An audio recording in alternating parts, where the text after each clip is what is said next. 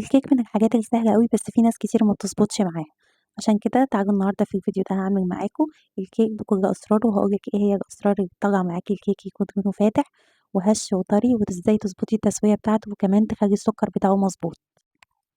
قبل ما نبدأ أي حاجة تكوني مشغّلة الفرن على درجة حرارة 180 وبعدين تجيبي الخلاط بتاعِك يكون ناشف، هتضيفي فيه 4 بيضات بدرجة حرارة الغرفة، عليهم رشة فانيليا وكيس من فانيليا البرتقان بتاع الدريم.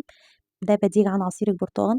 هتضيفي على المكونات دي كوباية ونص من السكر وكوباية من اللبن، نص كوباية من الزيت ومعلقة من اللبن البودرة، وتضربيهم في الخلاط وبعد كده هتضيفي عليهم معلقة خل أبيض علشان الكيك ما يبقاش غامق.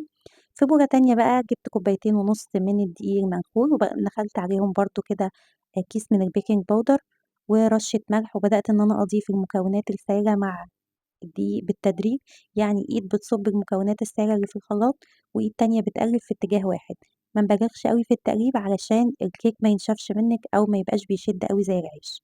جِبت القوالب اللي أنا هاحُط فيها الكيك وبدأت إن أنا أحُط فيها أو أدهنها زيت كده وكمان رشّة من الدقيق، وبدأت إن أنا أضيف فيها الكيك، بنضيف الكيك بس لحد نُص القالب أو الصينية اللي أنتِ هتحُطّي فيها.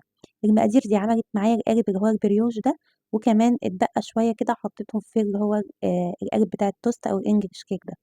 سِبتها في الفرن لمدة 30 دقيقة بالضبط، وبعدين طلّعتها بقت بالشكل اللي أنتم شايفينه، ما قلبتهاش ولا قطّعتها غير لمّا بردت تمامًا، وبعد ما قطّعتها قدّمتها بالشكل الخطير اللي أنتم شايفينه ده. عايزاكم تجرّبوا الوصفة دي، أنا متأكدة إنها هتعجبكم وهتنجح معاكم، بس أهم حاجة نلتزم بالمقادير وبمعلقة الخل، وكمان نلتزم بفانيليا البرتقان لإنها هتبقى بديلة عن الفروتي وعن عصير البرتقال.